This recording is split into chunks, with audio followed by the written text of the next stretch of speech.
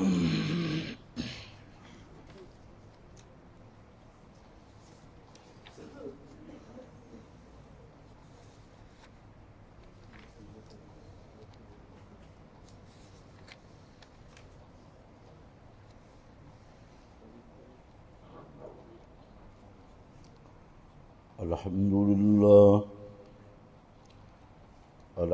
لله وكفى والصلاة والسلام على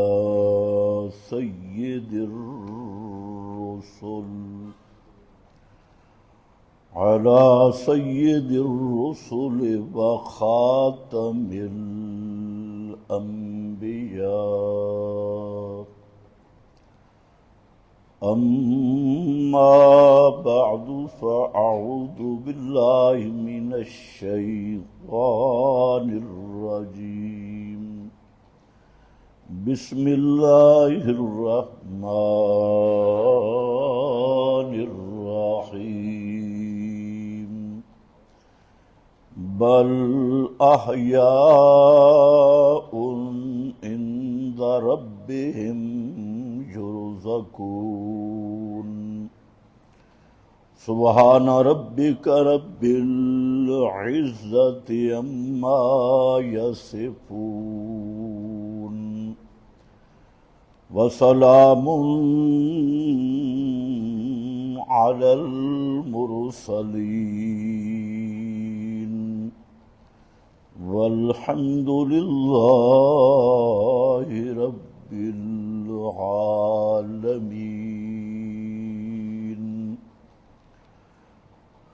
انتہائی قابل قدر بزرگوں اور بھائیوں، گزشتہ بیان میں آپ حضرات کی خدمت میں یہ مسئلہ بیان کیا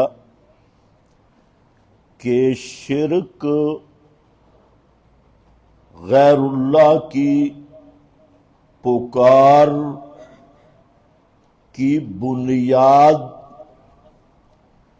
ما فوق الاسباب سننے کا عقیدہ ہے. اسی پر چند بیانات آپ کی خدمت میں پیش کر چکا ہوں. آج بھی اسی کا تتمہ ہے کہ پکار غیر اللہ کی حاجات اور مشکلات میں اس کو تو مولوی حضرات شرک کہتے ہیں اور اس کا وہ نام رکھتے ہیں شرک فی الدعاء، کہ سور و پکار میں غیر اللہ کو شریک کرنا. لیکن یہ بات نہیں سمجھتے کہ شرک فی الدعاء کی بنیاد ہے شرک فی السماء. شرک فی الدعاء کی حقیقت یہ ہے کہ اس کی بنیاد کیا ہے؟ شرک فی السماء. پہلے سننے کا عقیدہ ہے، اور جب سننا ما فوق الاسباب مان لیا تو تصرف ماننا یا حاجت روائی ماننا یا مشکل کشائی ماننا، تو اس میں کوئی ایسی بات نہیں کہ جب ایک چیز ما فوق الاسباب تسلیم کر لی کہ سنتے بھی ہیں، جانتے بھی ہیں ہماری عرضیوں کو، تو پھر ما فوق الاسباب تصرف کیوں نہیں کر سکتے؟ پھر حاجت روائی اور مشکل کشائی کیوں نہیں کر سکتے؟ ایک طبقہ وہ ہے جو کہتے ہیں ہم تو صرف سننے کے قائل ہیں، ہم انہیں حاجت روا یا مشکل کشا نہیں کہتے. بھائی کیوں نہیں کہتے؟ جب سماع عادی مان رہے ہو تو پھر تم کسی منٹل ہسپتال میں داخل ہو جاؤ کہ جب تم یہ مان چکے ہو کہ مردہ ہماری پکار کو سنتا ہے ہماری سفارشوں کو سنتا ہے اور قبر پہ آنے والوں کو دیکھتا بھی ہے، حالانکہ اسباب موت کے بعد نہیں۔ تو جب دیکھنا اور سننا تم نے مانا تو پھر یہ کیا تمہاری دماغ کی خرابی ہے کہ حاجت روائی نہیں مان رہے، مشکل کشائی نہیں مان رہے، اور یہ تمہارا کون سا توحید پہ احسان ہو گیا کہ ہم جی انہیں مشکل کشا نہیں مانتے، حاجت روا نہیں مانتے، ہم تو کہتے ہیں کہ ہمارے سفارشی ہیں۔ اور تو یہی بات ابو جہل بھی کہتا تھا، ہؤلاء شفاؤنا عند اللہ۔ آج تو اس پہ مناظرے ہو رہے ہیں کہ سفارش تو کرتی ہے، سفارشی تو ہے، تو پھر کیا فرق رہا؟ اگر اسی کا نام دیوبندی مذہب ہے تو ابو جہل کے مذہب اور دیوبندی مذہب میں پھر کیا فرق ہوگا؟ وہ بھی کہتے ہیں ہؤلاء شفاؤنا عند اللہ، یہ سورہ یونس پڑھ رہا ہوں، اور یہ بھی کہتے ہیں ہؤلاء شفاؤنا عند اللہ۔ وہ بھی ما فوق الاسباب قوتیں اپنے آلہہ میں مانتا ہے، یہ بھی ما فوق الاسباب قوتیں مردوں میں مانتے ہیں۔ تو آخر ہمیں بتایا جائے وہ مشرک کیوں اور یہ موحد کیوں؟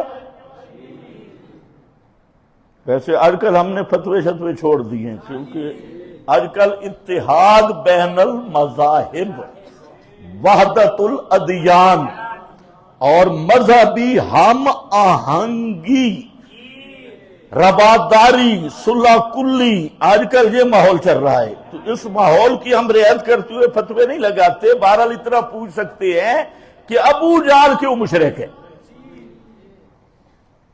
اور یہی وحدت الادیان آگے چلا تو ابو جہل بھی شہید بن جائے گا، یہ بھی خیال رکھیے۔ ابھی تک مشرک ہے کہ رواداری، مذہبی رواداری میں تو آخر وہ بھی نبی کا چچا تھا، حاجی تھا، حاجی صاحب، حاجی۔ اور حج بھی تم تو زندگی میں ایک دفعہ جاتے ہو، اس نے تو زندگی کعبہ میں گزاری ہے، اس کی پوری زندگی کعبہ میں گزری ہے۔ تو اس لیے پہلا نقطہ یہ ذہن میں رکھ لیں کہ یہ جو سما کا عقیدہ ہے یہ بنیاد ہے شرک کی۔ اگر سما کا عقیدہ غیر اللہ کے لیے مان کر ما فوق الاسباب، اور پھر کہتا ہے جی میں حاجت روا نہیں مانتا، مشکل کشا نہیں مانتا، بھئی کیوں نہیں مانتا تو؟ کون سا تو نے توحید پہ احسان کیا ہے؟ اب حاجت روا مشکل کشا نہ بھی ماننا، جب ما فوق الاسباب سما مانا ہے تو مشرک تو ابو جہل کی طرح ہے۔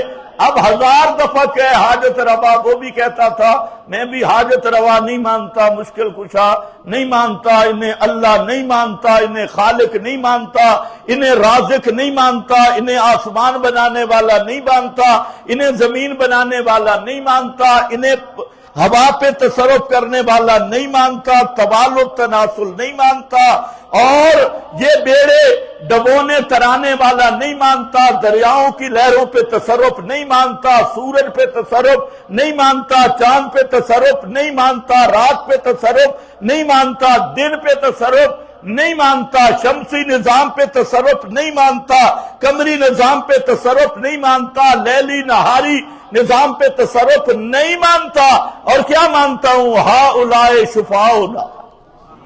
یہ صرف ہمارے سفارشی ہیں، سفارشی۔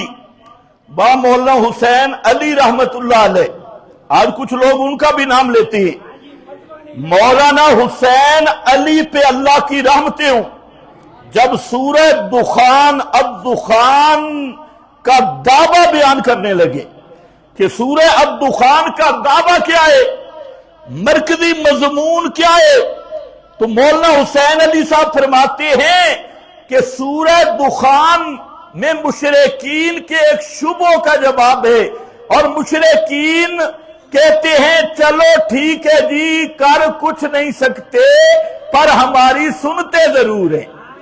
مشرکین کا شبہ یہ ہے کر کچھ نہیں سکتے پر ہماری سنتے ضرور ہیں۔ فرماتے ہیں سورہ الدخان کا دعویٰ یہ ہے کہ اللہ کے سوا کوئی ما فوق الاسباب سننے والا نہیں۔ یہ کس نے کہا ہے؟ اونچے اونچے ذرا بولو۔ مولانا حسین علی کی اپنی ہاتھ سے لکھی ہوئی تفسیر، تفسیر احسن التفسیر اور تفسیر بے نظیر، اس میں دیکھ لینا جہاں خلاصے لکھے ہیں، دعوے لکھے ہیں، ملا پڑھتے پڑھاتے ہیں لیکن پھر ریورس گیئر پہ جاتی ہے۔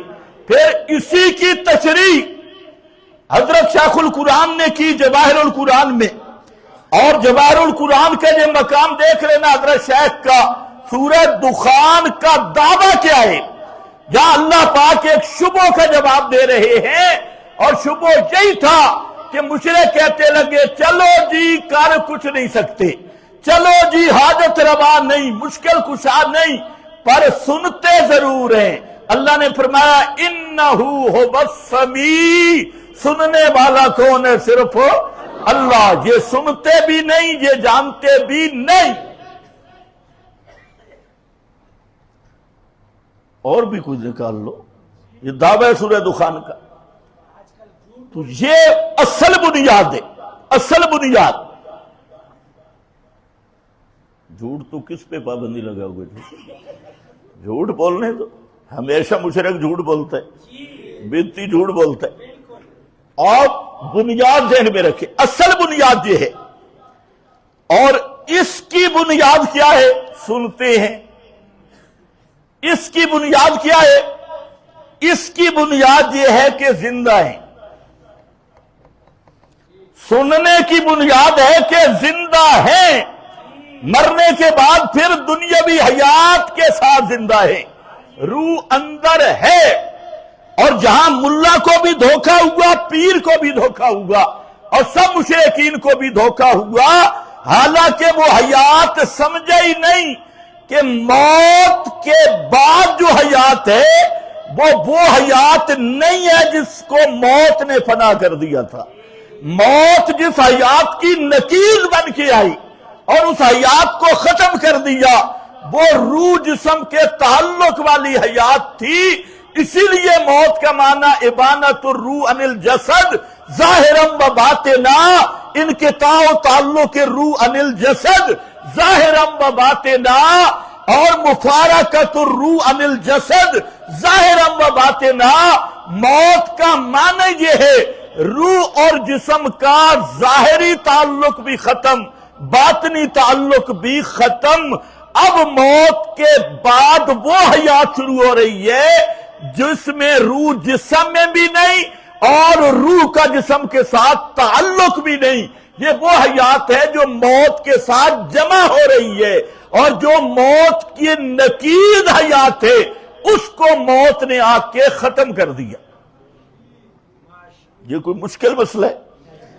اچھا، موت آئی، کوئی حیات ختم ہوئی یا نہ ہوئی؟ کہتے ہیں موت آئی، حیات ختم نہیں ہوئی۔ پھر وہ موت کون سی ہے؟ پھر موت کا معنی کیا ہے؟ دنیاوی حیات کو موت نے ختم کیا، اور موت کا زمانہ ہے قیامت تک، تو دنیاوی حیات بھی منقطع رہے گی قیامت تک، موت کی حقیقت بھی باقی رہے گی قیامت تک۔ جو انقطاع ہو گیا تھا وہ انقطاع رہے گا نفخہ ثانیہ تک۔ اس سے پہلے روح جسم میں بھی نہیں، یا ایسا تعلق بھی نہیں کہ جسم میں دنیا کا ادراک پیدا ہو جائے اور دنیا والوں کا کلام سنے، جانے اور حرکت اختیاری کرے، اٹھے بیٹھے۔ یہ جسم، اس قسم کی حیات کو موت نے ختم کر دیا، اور یہ قانون موت کا رہے گا الی یوم القیامہ۔ اب اس شبہ پر جو عام طور پہ پبلک کو گمراہ کیا جاتا ہے، وہ یہ سورہ آل عمران کی آیت ہے، اس کی تحریف کر کے لوگوں کو چکمہ دیا جاتا ہے مذہبی دہشت گردی کے تحت۔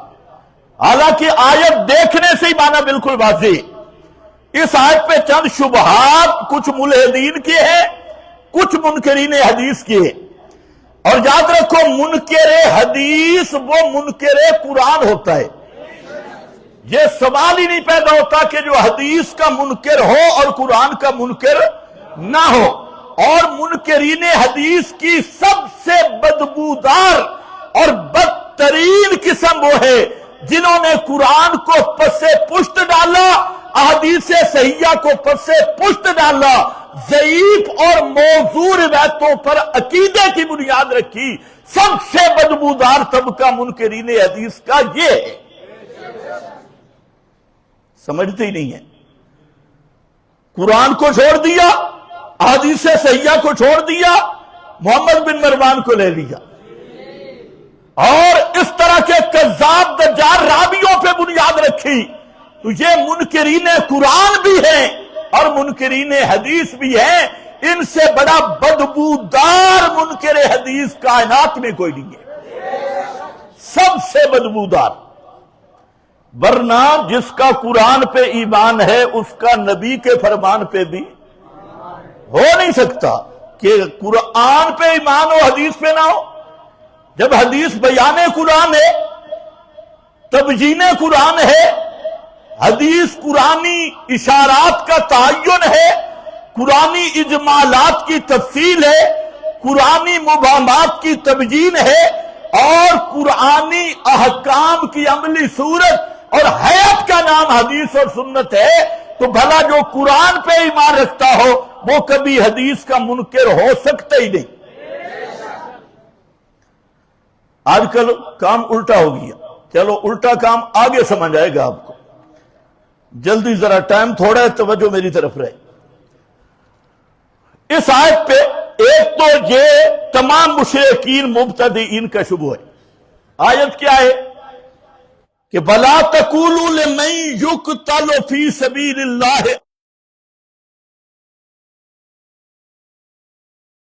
مارے گئے مردہ بل احیاء، بلکہ وہ زندہ ہیں. بس یہاں مولوی پڑھے گا، یہاں رک گیا. بل احیاء، بل احیاء، اس کو کہو ذرا آگے بھی پڑھنا دو لفظ. یہاں رک گیا بل احیاء. یہ اگلا جملہ کیوں نہیں پڑھتا؟ اگلا کبھی نہیں پڑھے گا کیونکہ پتہ اگلا جملہ کام کر پائے. اس کو بنیاد بنایا، دیکھو جی شہید زندہ ہیں تو نبی بھی اور ایک شہید تلوار کا ہے، ایک شہید عشق کا ہے. عشق کا شہید، تلوار والا زندہ تو شہید عشق بھی. جب زندہ ہے تو سنتے بھی ہیں، جب زندہ ہے تو اندر اربابی ہے. یہ بھی جہالت ہے. اگر کچھ عقل ہوتا نا کہ اگر ان کی بات یہ بھی ہوتی بالفرض کہ اسی قبر میں زندہ ہے، تو جب قبر کے باہر والا اندر والے کو نہیں دیکھ سکتا وہ بھی زندہ ہے، اندر والے کی نہیں سن سکتا تو اندر والا باہر والے کی کیسے سن سکتے؟ تمہیں سمجھ کچھ بھی نہیں ہے. اچھا ایک حدیث ہے، مولانا خلیل احمد سہارنپوری رحمت اللہ علیہ نے لکھ دی، شیخ عبدالحق نے بھی. بڑی دلچسپ صورت ہے. حدیث یہ ہے کہ نبی کریم علیہ السلام نے فرمایا لا اعلم ما وراء جداری، مجھے یہ نہیں پتا کہ دیوار کے پیچھے کیا ہے. ایک دیوار کے پیچھے کیا ہے. لا اعلم وراء جداری. بریلویوں نے لے لیا، انہوں نے فتوے پہ فتوا. دیکھو جی یہ کہتے ہیں نبی کو دیوار کے پیچھے کا پتہ نہیں. دیوبندی اٹھ کھڑے ہوئے اپنے مولوی کی حفاظت میں، دفاع میں. اور یہ قرآن و حدیث میں کوئی بات ہو تو انہیں کوئی پرواہ نہیں ہے، مولوی کو بچانا ضروری ہے. تو مولویوں کے دفاع میں شروع ہوئے. اور جی انہوں نے کہا اس نے جھوٹی روایت لکھی، انہوں نے کہا نہیں یہ سچی روایت ہے، یہ فلاں نے لکھی، یہ فلاں. میں نے کہا تم تو جھگڑے آپس میں کرو، دونوں طبقے مجھے ایک بات بتا دو، خصوصاً دیوبندی طبقہ، کہ ایک دیوار کے پیچھے زندہ پیغمبر کو بھی پتہ نہیں ہے کہ 5 دیواروں کے پیچھے موت کے بعد علم سما ماننا، اگر یہ کفر نہیں تو دنیا میں کفر کس چیز کا نام ہے؟ ایک طرف تم اپنے مولوی کو بچانے کے لیے جہاں تک کہتے ہو روایت کو کندا دے کے جی ماں برا جداری، یہ روایت کہتے ہیں جی بالکل صحیح ہے اور قابل استدلال ہے. میں نے کہا ہمارے تو بارے میں ہے، اگر اس کی سند صحیح بھی نہ ہو تب بھی کوئی مسئلہ نہیں، ہمارے پاس تو قرآن موجود ہے، قرآن موجود ہے، سنت موجود ہے. تم تو دیوار کے پار کی بات کرتے ہو. پیغمبر کریم صلی اللہ علیہ وسلم سارے صحابہ موجود ہیں. بخاری میں حدیث ہے حضرت عائشہ کا ہار گم ہوا، سارے تلاش کرتے رہے، ہار نہیں ملا. جب اونٹ اٹھایا تو ہار نیچے پڑا تھا، اونٹ کا پردہ آ گیا، اٹھتے دیوار فرق نے تھوڑا دیا. حضرت سات دیوار کے اندر ہے، پیغمبر دیوار کے باہر ہے، سات سلام کا جواب دے رہے ہیں، ابو بکر عمر بھی ساتھ ہیں، اور وہ سلام کا جواب ایسا دیا زندہ پیغمبر کو بھی دروازے کے اندر کا پتہ نہیں ہے. حضرت زینب مسئلہ پوچھنے آئی اور بلال سے کہتی ہے مسئلہ پوچھنا ہے، اور جا کے یہ دروازے پہ حضرت بلال ہے، فرمایا اندر مسئلہ پوچھو اور یہ نہ بتانا کہ باہر آئی کون ہے، مسئلہ پوچھنے والی کون ہے. حضرت بلال نے نہیں کہا پیغمبر تو دیوار سے بھی دیکھتی ہے. حضرت زینب کا بھی یہ عقیدہ نہیں تھا، زندہ پیغمبر کی بات، دنیا بھی حیات ہے تب بھی دیوار کے پار کا پتہ نہیں ہے. تے پانچ دیوارہ موت تو بعد اے داڑھی منا آیا کھڑائی، اے مٹھا منا آیا کھڑائی، یہ ریونڈ سے آیا ہے، یہ ڈیرہ اسماعیل خان سے آیا ہے، یہ مشورہ کر رہا ہے. یہ جو عقیدہ رکھنے والا ہے اگر یہ مشرک نہیں تو ابو جہل کا کیا قصور ہے، وہ تو ہمیں بتایا جائے. تو خیر ہم فتویٰ تو نہیں لگاتے، اتنی بات ضرور کہتے ہیں اگر یہ مشرک نہیں تو وہ بھی نہیں. سمجھو کر زندہ بھی ہوتے نا قبروں میں پھر بھی سن سکتے. ایک مولوی صاحب دلیل دے رہا، کہتے جیسے بچہ ماں کے پیٹ کے اندر زندہ ہے، انبیاء قبروں میں زندہ ہے. دلیل، بچہ ماں کے پیٹ کے اندر زندہ ہے، انبیاء قبروں میں زندہ ہے. تو میں نے مولوی صاحب کو کہا کہ مولا جی جب آپ ماں کے پیٹ میں تھے تو اماں ابا کی گپ شپ بھی سنتے تھے.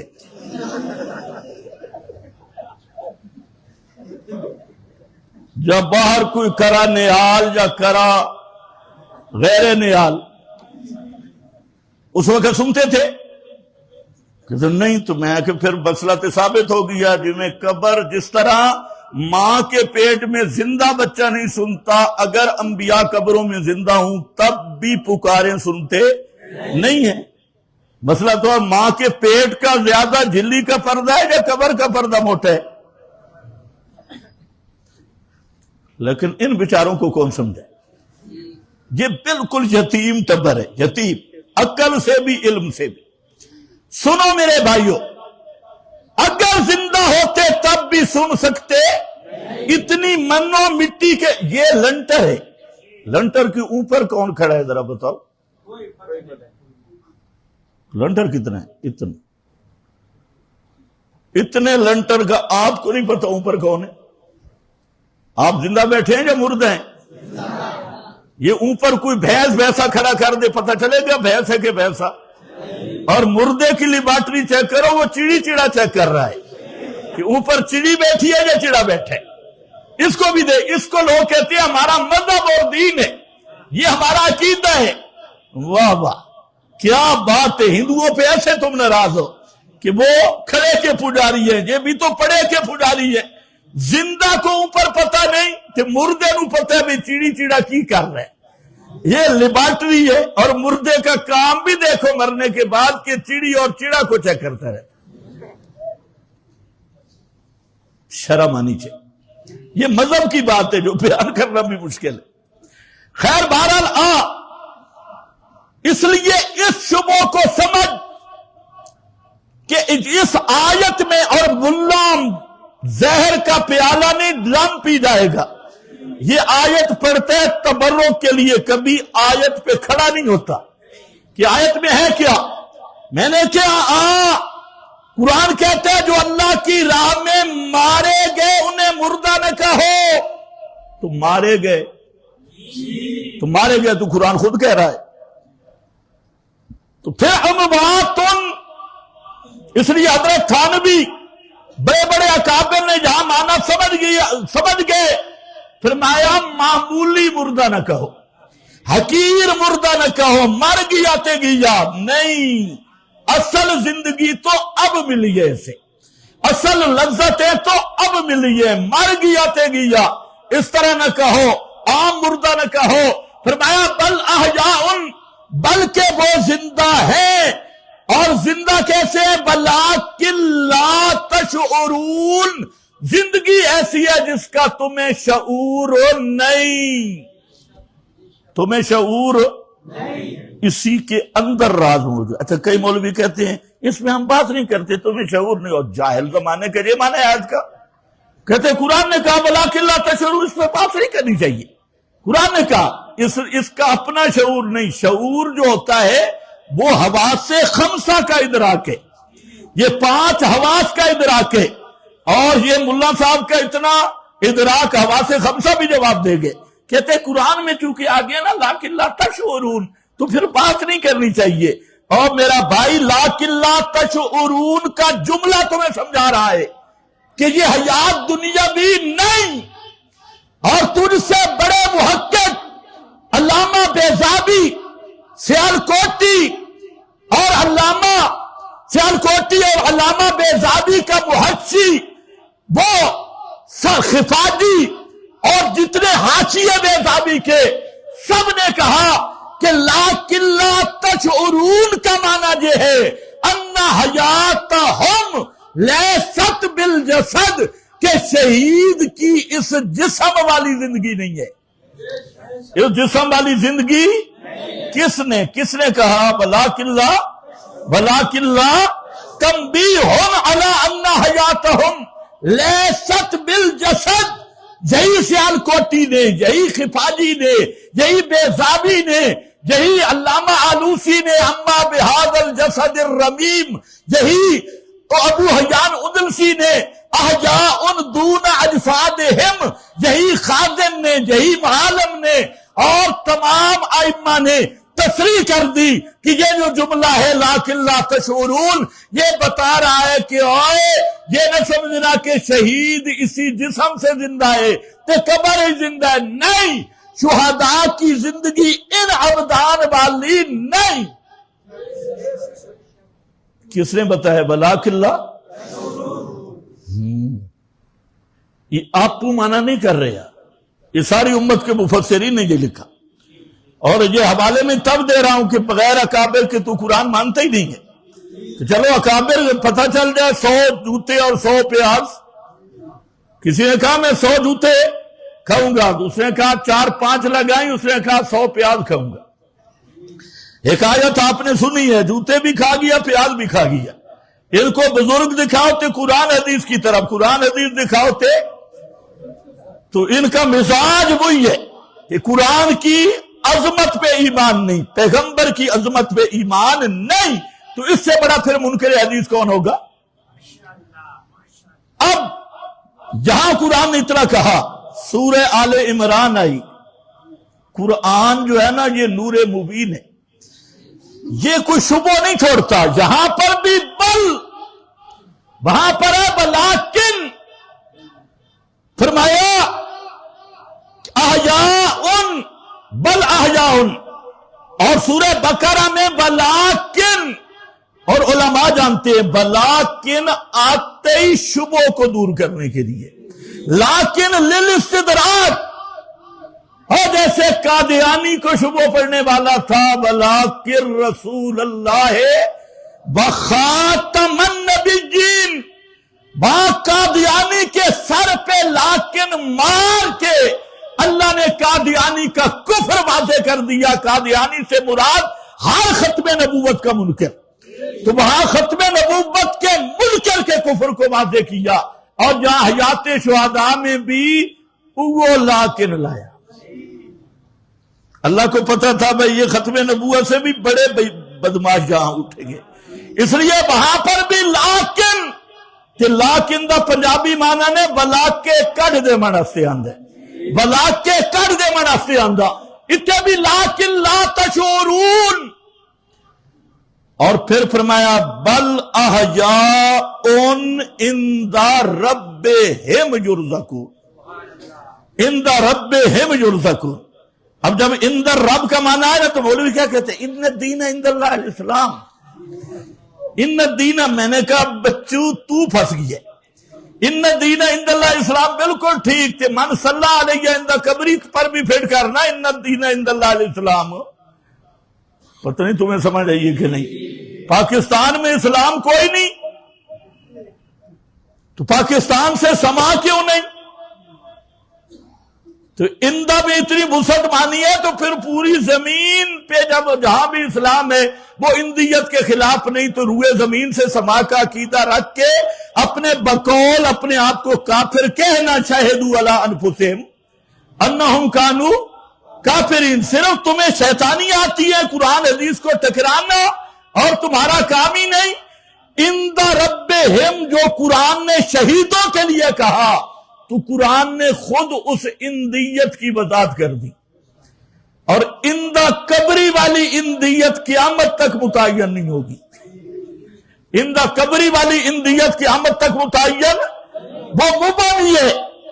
اور یہ ابہام اللہ نے قرآن میں دور کیا.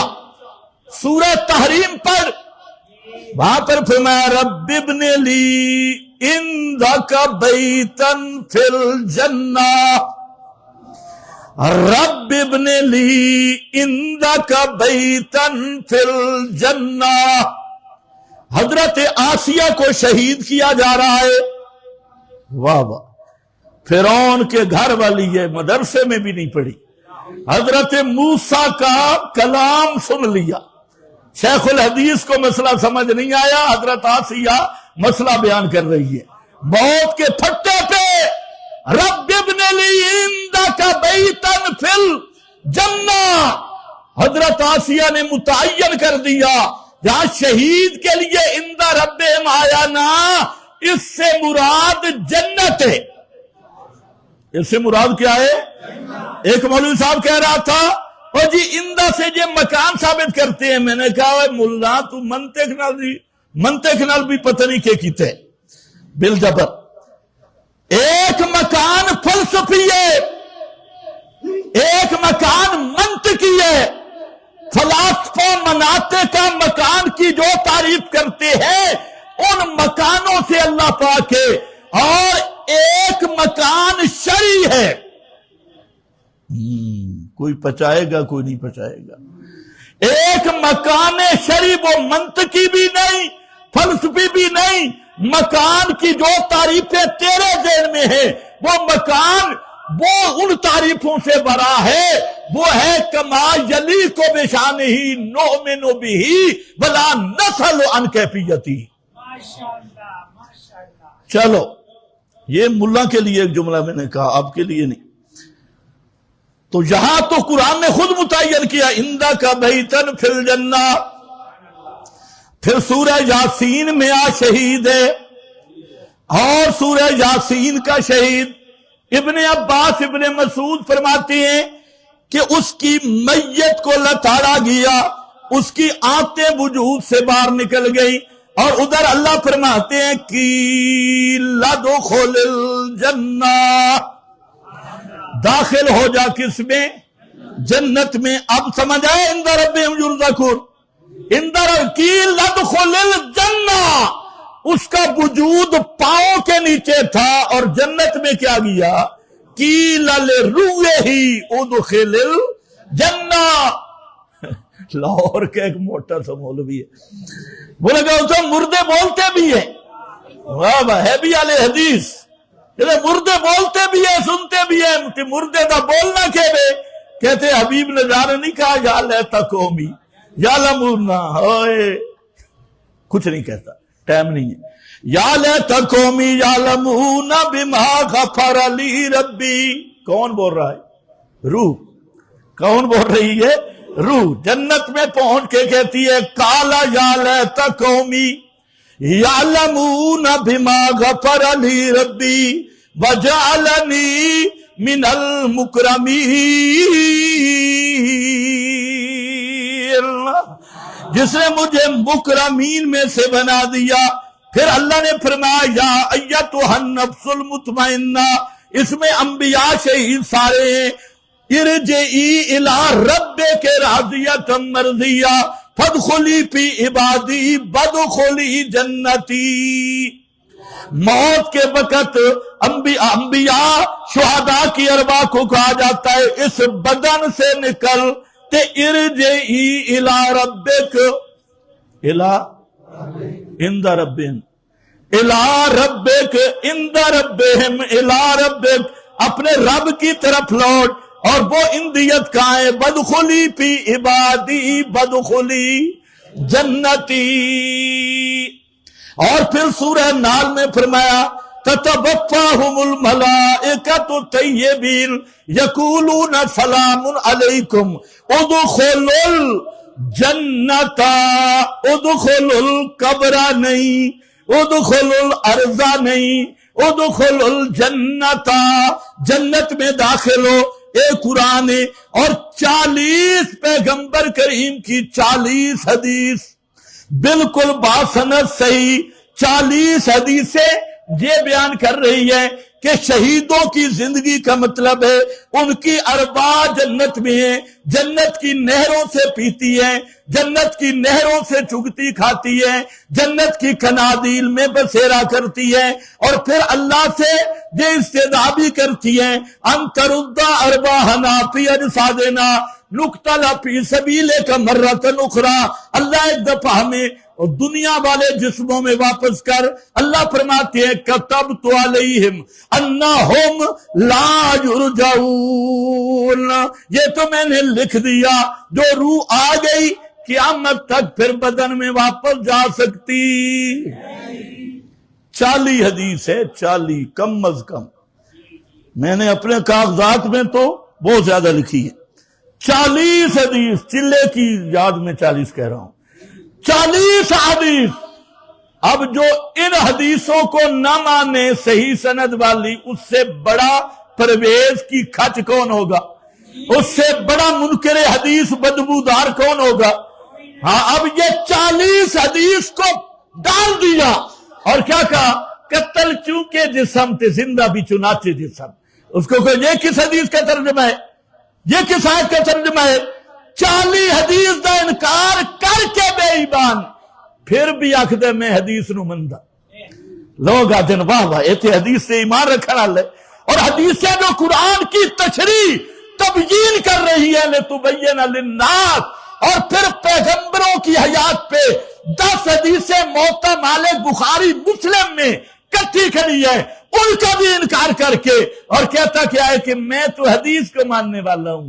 پتر تو حدیث نو نہیں مندا، تو محمد بن مروان بابے نو مننے، تو محمد بن اسحاق جیسے دجال کو مانتا ہے اور محمد الرسول اللہ کی بات مانتا، تو جو قرآن کہہ رہا ہے اس کو مانتا، اور جو محمد مصطفیٰ کی زبان کہہ رہی ہے اس کو مانتا۔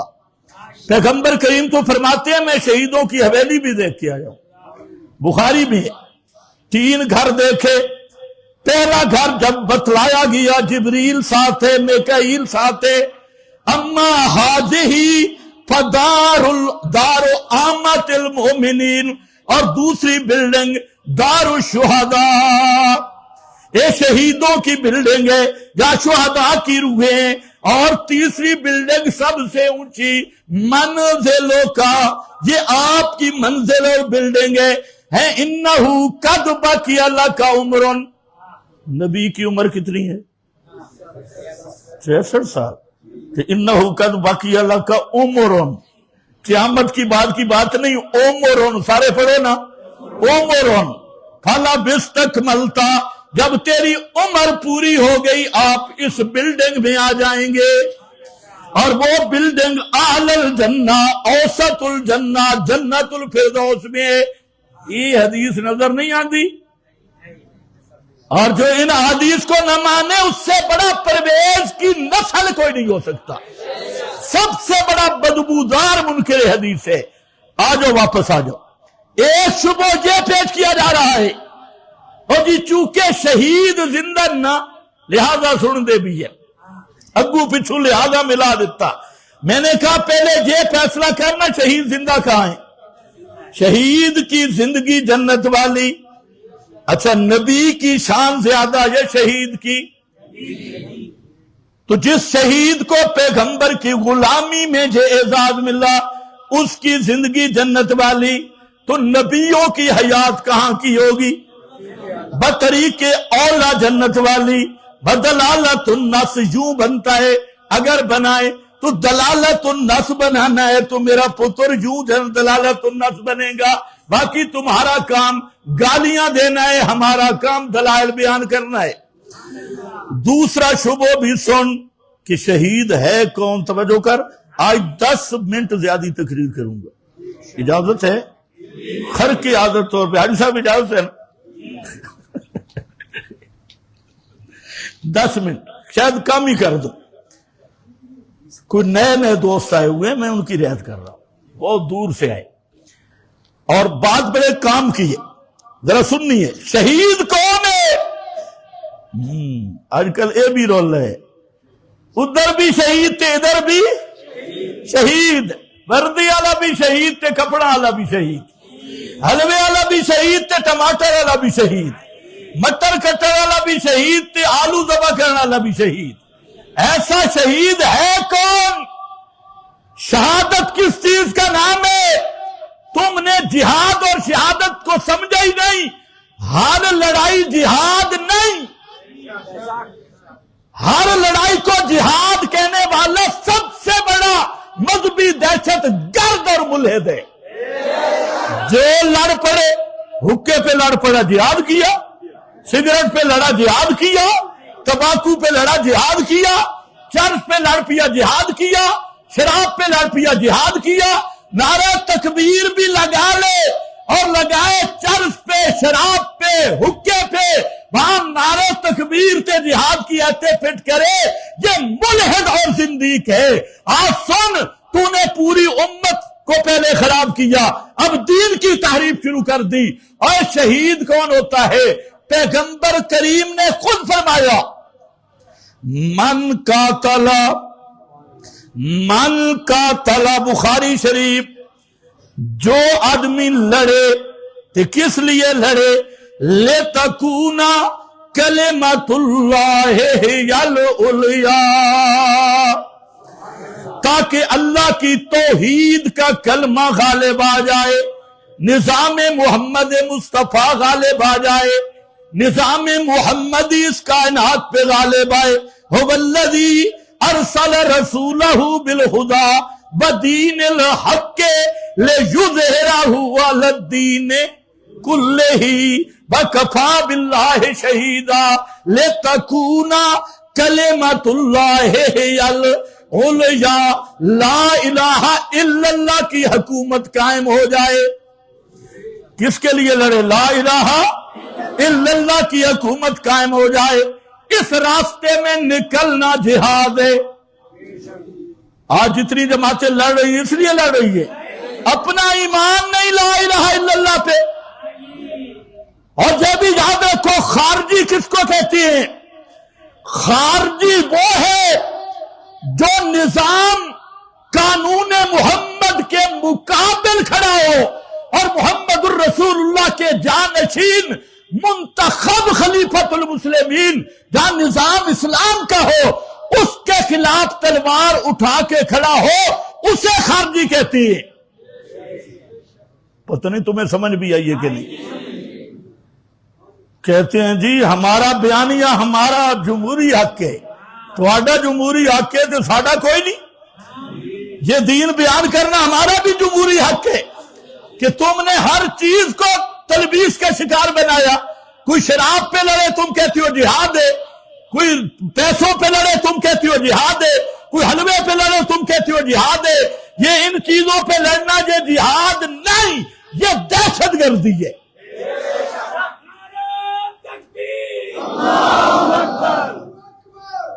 جہاد حق ہے, دہشت گردی پہ خدا کی لعنت ہے.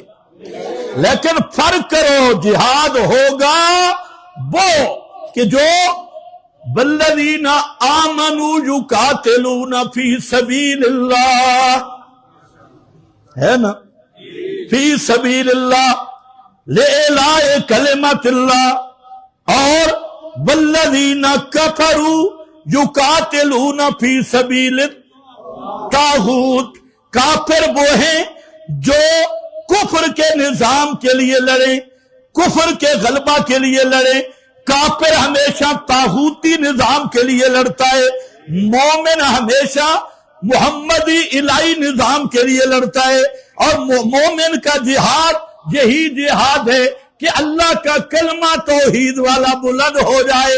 اگر اس پہ لڑا، توحید کی حکومت کے لیے لڑا، توحید کی بقا کے لیے لڑا، تو یہ جہاد ہے اور یہ مجاہد ہے۔ اور طاغوتی نظام کی نوکری میں لڑا اور طاغوتی نظام کو بچانے کے لیے لڑا، وہ پکا جہنمی بھی ہے، پکا مردود بھی ہے، اور وہ شہید نہیں مردود ہے، وہ شہید نہیں ملعون ہے، وہ شہید نہیں، وہ قابل لعنت ہے۔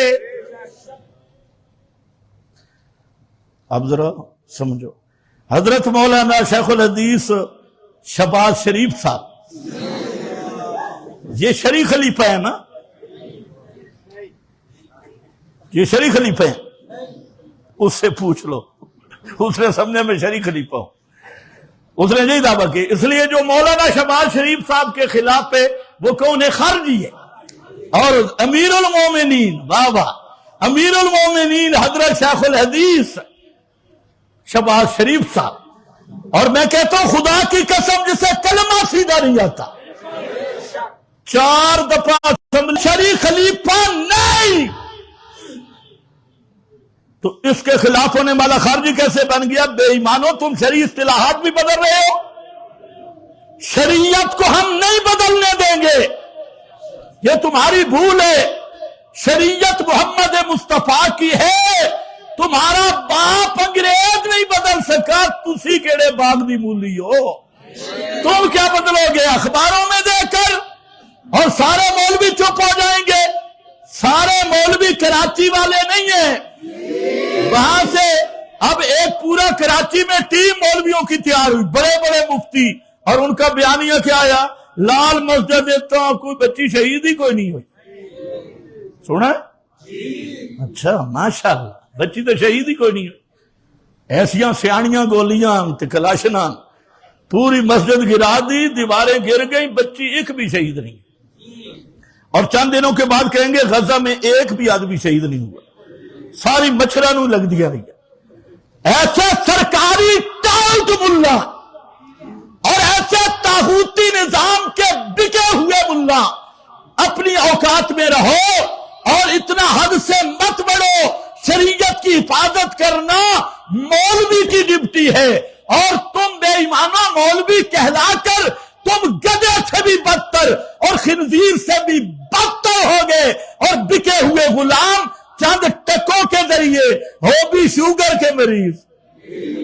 پتہ نہیں کسی وقت شوگر ہائی ہو گئی تھے گئے، کوئی بلڈ کا مریض، کوئی شوگر کا مریض، کوئی کینسر کا مریض۔ اور کم از کم قیامت کو بھی سوچ لو، مولویوں مرنے کو بھی سوچ لو، مرنا بھی ہے تو بڑی لٹریشن ہونی ہے۔ اس لیے انگریز کے وفادار مت بنو، شہید فقط وہ ہے جو نظام محمد کے لیے تلوار اٹھائے گا، شہید فقط وہ ہے جو اعلاء کلمۃ اللہ کے لیے اٹھے گا، حلوہ خور شہید نہیں۔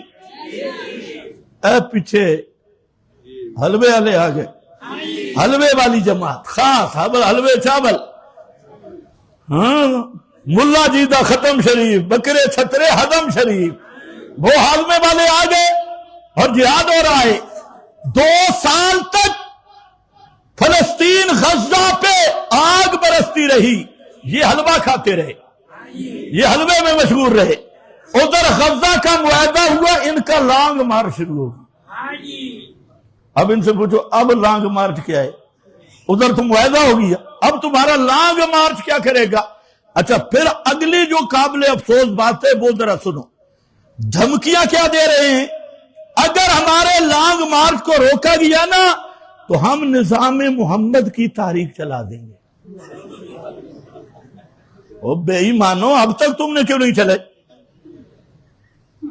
دھمکی ادھر سے بھی، اور یہی ہمارے مولانا بھی دھمکی دیتی، یہی دھمکی دیتی، ہمیں سیٹیں نہ ملی نا تو پھر ہم نظام محمد کی تاریخ چلا دیں گے۔ او بے ایمانو، اب کیوں نہیں چلاتے؟ تمہیں سیٹیں مل جائے تو نظام محمد کی حقیقت کوئی نہیں تمہیں، اور وہ مطالبہ ہو رہا ہے مجاہدین بن کے کہ ہمیں آنے کا کرایہ بھی دو، واپسی کا بھی دو، اتنے کروڑ دو تو جہاد منسوخ ہو جائے گا۔ یہی ہمارے ملا، یہی ان کے ملا۔ اس لیے میرا بھائی مت دھوکے میں رہے، مجاہد فی سبیل اللہ وہ ہے جو اللہ کی توحید کے لیے لڑے گا، جس کا مقصد نظام محمدی نہیں اور مقاصد کے لیے لڑتا رہے، وہ مجاہد نہیں، وہ طاغوت اور شیطان کا خادم ہے۔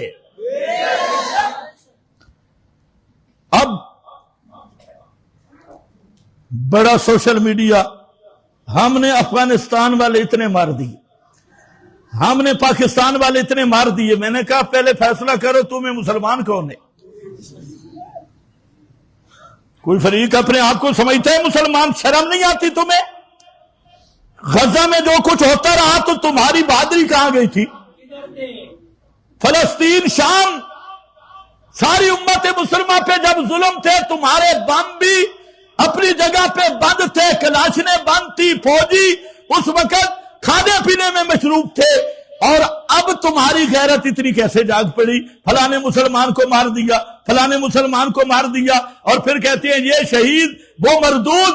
خبردار، من یقتل مؤمنا متعمدا، سن، یہ قرآن ہے، یہ میری بات نہیں، جو کسی مومن کو جان بوجھ کے قتل کرے، فرمایا فجزاؤہ جہنم، فجزاؤہ جہنم، من یقتل مؤمنا متعمدا، اس کی فرمایا فجزاؤہ جہنم خالدن فیہا، خالدن فیہا، شہید نہیں جو کسی مومن کو قتل کرتا ہے، چاہے وہ افغانی ہو یا پاکستانی ہو، وہ افغانستان کا فوجی ہو یا پاکستان کا، یہ مولوی تمہارے بکے ہوئے تمہیں فتوے دے رہے ہیں۔ فتویٰ سنو جو قرآن کا فتویٰ ہے، جو کسی مسلمان بھائی کو قتل کرتا ہے وہ اپنا ٹھکانہ جہنم میں بنا رہا ہے۔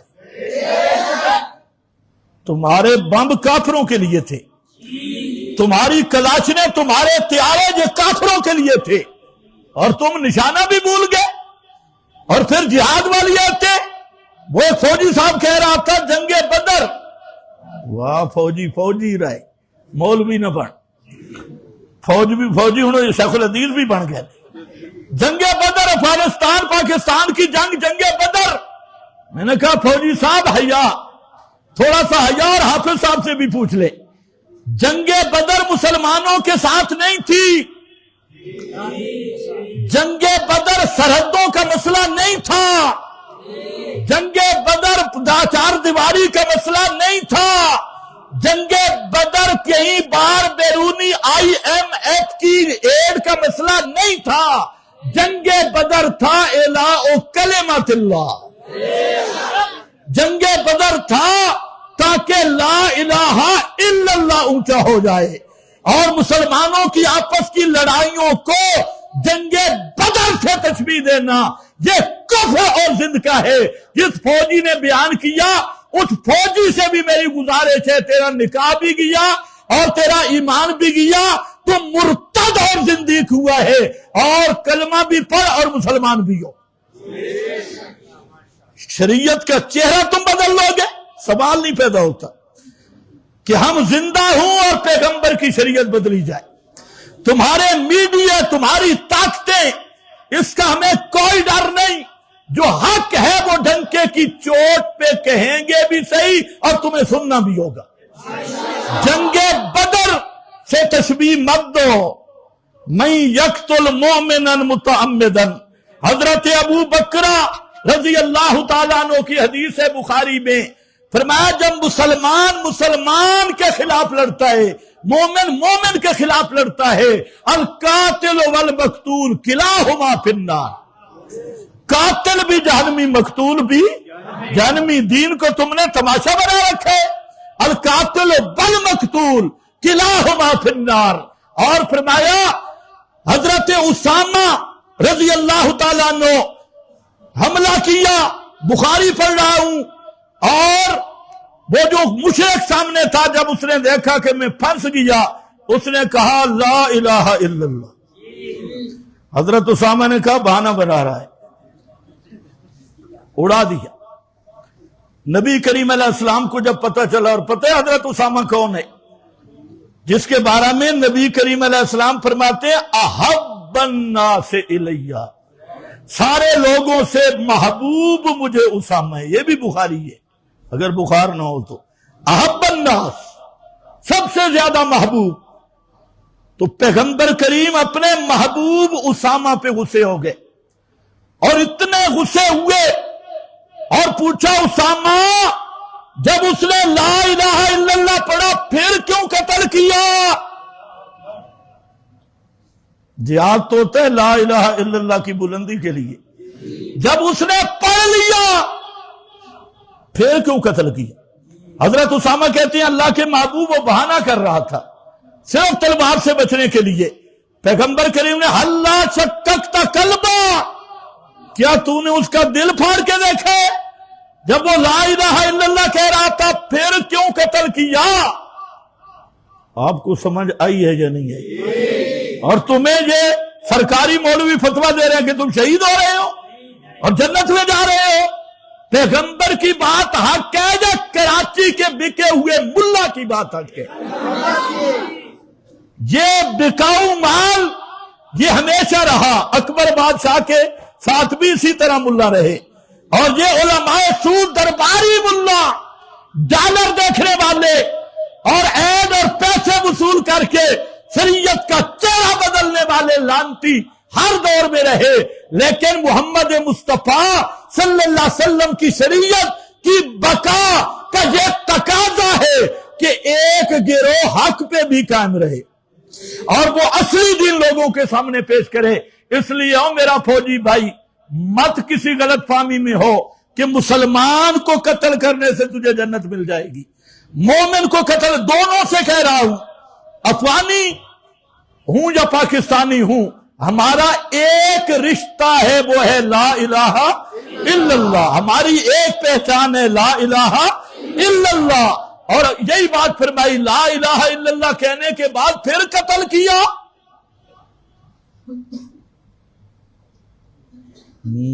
اسامہ پہ آپ ناراض ہوئے، اور جب یہ جائیں گے قیامت کے دن پیغمبر کے سامنے اور کیا کہیں گے کہ ہم نے اتنوں کو مارا تھا، اپنے کارنامے بیان کریں گے، تو پیغمبر ان بے ایمانوں کے حق میں شفاعت کریں گے؟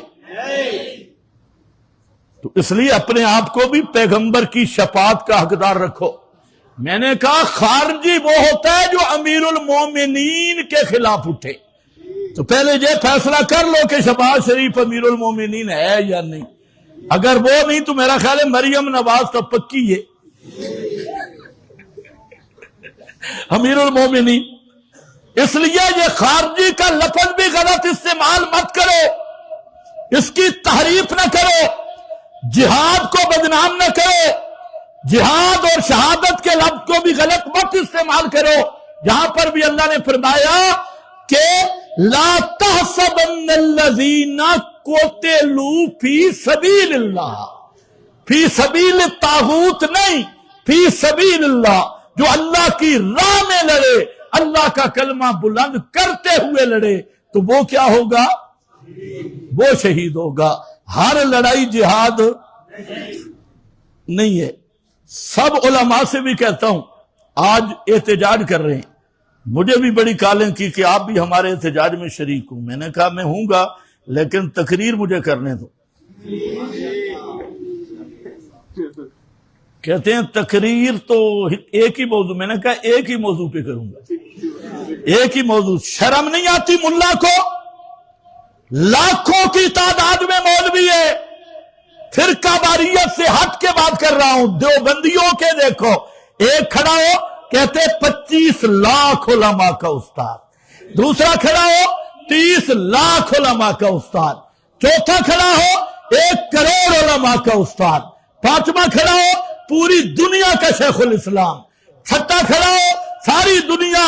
میں کہتا ہوں خدا کے بندو، قیامت کے دن بچ جاؤ گے تم اتنے لاکھوں علماء کے استاد ہو، اور پھر بھی اپنے مفاد کے لیے تو تحفظ کرتے ہو، دین محمد مصطفیٰ کے لیے باہر کیوں نہیں نکلتے؟ اپنی سیاست بچانے کے لیے نکلتے ہو، اپنی سیٹیں بچانے کے لیے نکلتے ہو، اور تم اپنے خلاف خود حجت قائم کر رہے ہو. 25 لاکھ علماء کا استاد بھی سنے، 22 لاکھ علماء کا استاد بھی سنے، 1 کروڑ علماء کا استاد بھی سنے. جب تمہارے پاس اتنی نفری ہے، آؤ خدا کے لیے سارے مل کے ایک ہی آواز لگاؤ کہ یہ اس پاکستان کا مطلب کیا تھا، لا الہ الا اللہ. اور اب بھی حکومت ہوگی تو لا الہ الا اللہ کی ہوگی. ہماری اسمبلیوں میں ہم وہ منتخب ممبر جائیں گے جو شرعی دیانتدار ہوں، شرعی صادق امین ہوں، طاغوتی صادق امین نہیں. یہ صادق امین سارے بیٹھے نے. اور باقی ہم پہ ناراض بھی نہ ہوا کرو.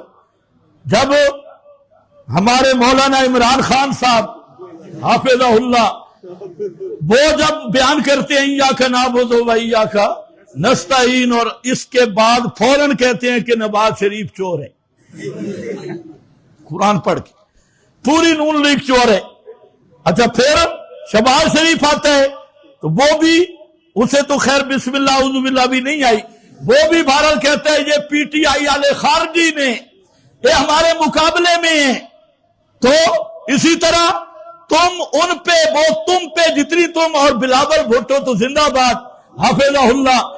ابھی تک نہیں پتا چلا وہ بھٹو ہے یا زرداری ہے، مرد ہے یا زنانی ہے، اب تک نہیں پتا چلا. وہ بھٹو صاحب زندہ باد. ایک دوسرے پہ تنقید کرتے ہو، پچا لیتے ہو، اور یہاں ممبر پہ تھوڑی سی ہم بات کریں تو چی شروع ہو جاتی ہے. کیوں؟ ہمارا جمہوری حق نہیں ہے؟ جمہوریت تیرو لونڈی تمہاری ہے، انتفاع تو ہم بھی کر سکتے ہیں. لونڈی ہے، لونڈی کے لیے تو انتفاع استمتاع ہو سکتا ہے. تو یہ لونڈی تمہاری رہے لیکن استمتاع ہمیں کیوں نہیں کرنے دیتے؟ یہ جمہوریت تمہاری لونڈی ہے، تو جب لونڈی ہے تو ہمارا حق ہے استمتاع کرنا اس لونڈی سے. اس لیے پریشان ہونے کی ضرورت نہیں. اور جو ہمیں ڈراتے ہو جیل ہوگی، ہتھکڑیاں ہوں گی، فلاں، میں کہتا ہوں خدا کی قسم مولوی اگر جیل میں چلا بھی جائے نا، اس نے مدرسے میں بھی دال کھانی ہے اور جیل میں بھی، ادھر بھی سبق پڑھانا ہے ادھر بھی. تو کون سا پہاڑ؟ ہاں خطیب اللہ کرے جیل میں کوئی بھی نہ جائے. مدرس آدمی کے لیے تو جیل نعمت ہے. تم ہمیں ڈراتے ہو جیلوں سے، ہم کہتے ہیں کب لے جاؤ گے؟ ہم دیکھیں، ہم کم از کم جو اندر بیٹھے ہیں ان کو تو کلمہ توحید پڑھائیں گے. ہم تو، ہماری جیلیں بھی وہی ہوں گی جو حضرت یوسف کی جیل تھی. یوسف پیغمبر نے بھی جیل میں مسئلہ توحید بیان کیا تھا. اس لیے مسئلہ بالکل صاف وقت اوپر ہو گیا ہے. یہاں سے انشاءاللہ اگلا جمعہ اسٹارٹ ہوگا. وآخر دعوانا ان الحمدللہ.